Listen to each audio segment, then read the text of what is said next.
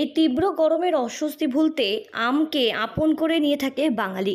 বৃষ্টিপাতের আপাতত কোনো সম্ভাবনা নেই জানিয়েছে এমনটাই আবহাওয়া দপ্তর। তবে এই অবস্থার মাঝেও আমপ্রেমীদের জন্য একটা সুখবর। গ্রীষ্মের শুরুতে ভারতের রাজধানী দিল্লিতে প্রতি বছর অনুষ্ঠিত হয়ে থাকে আন্তর্জাতিক আম উৎসব।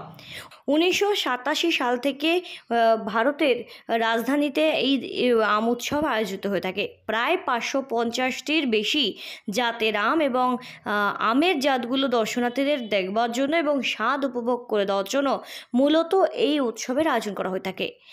আমফালসো, মল্লিকা, আম্রপালি, হিমসাগর, মালদা, বালিয়া, চারস্যা, ধমন, ফজিয়া, জেলচিয়া সহ নানা রকমের আমের বাহার দেখা যায় এই মেলা প্রাঙ্গণ জুড়ে।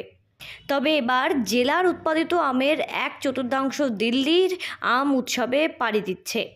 অন্যান্য বছরের তুলনায় এবার উৎপাদন অনেকটাই কম। তার মধ্যেও এই দিল্লির এই যে আন্তর্জাতিক আম উৎসব, সেই উৎসবের মাটিতে পাড়ি দিচ্ছে এবার বাঁকুড়ার আম।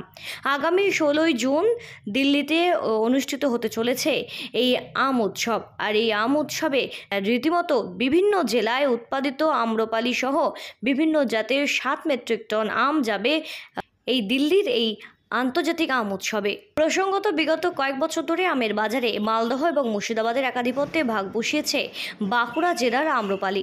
সঙ্গে হিমসাগর, ফজলি, বেগুনফালি আমের সাথে স্বাদে গন্ধে সমানে সমানে টক্কর দিয়েছে বাঁকুড়ার আম্রপালি।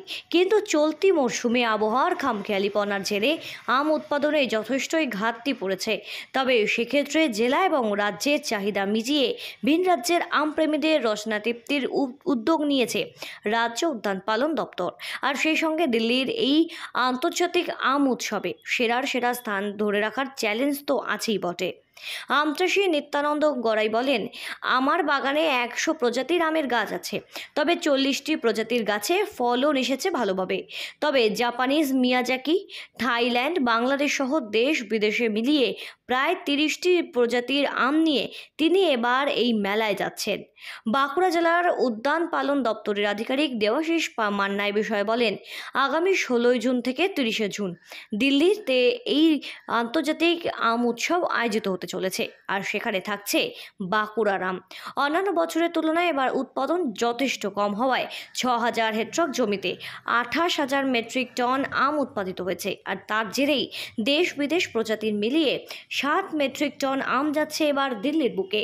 তবে গত বছরের মতো এবছরেও দিল্লির এই আন্তর্জাতিক আম উৎসবে বাঁকুড়া প্রথম স্থান অধিকার করবে, এমনটাই আশাবাদী এই জেলার আম চাষিরা। এই বছর আমাদের ডিস্ট্রিক্টের ফলন কিছুটা কম হয়েছে অন্যান্য বছরের তুলনায়, তবুও আমাদের এখানে ডিস্ট্রিক্টে 28,000 মেট্রিক টনের মতো ফলন হয়েছে এই বছর, যেটা হচ্ছে এক্সিস্টিং যে সমস্ত অর্চার্ড আছে সেই অর্চার্ডের পরিমাণ হচ্ছে 6000 হেক্টর এরিয়া। প্রথাগত দিক থেকে আমাদের এখানে যে সমস্ত আম হয়, আম্রপালি, মল্লিকা, ল্যাংড়া, হিমসাগর এই আমগুলো যাচ্ছেই। তার পাশাপাশি আমাদের ডিস্ট্রিক্টে বেশ কয়েকজন কৃষক বন্ধু আছেন, ওনারা বেশ কিছু বিদেশি আমের চাষ করেছেন। সেই বিদেশি আমও কিন্তু আমরা এবছর পাঠাচ্ছি। তার মধ্যে উল্লেখযোগ্য হচ্ছে Miyazaki, banana mango, pineapple mango, Nam Dok Mai ইত্যাদি। এই বছর ফলন একটু তুলনামূলকভাবে কম হয়েছে। আমার 100টা ভ্যারাইটির মধ্যে প্রায় 40টা ভ্যারাইটি ফল এসেছে, বাকি ভ্যারাইটিগুলো এই বছর ফল আসেনি। তো আমি এই 30টা ভ্যারাইটি নিয়ে আমি দিল্লি যাচ্ছি।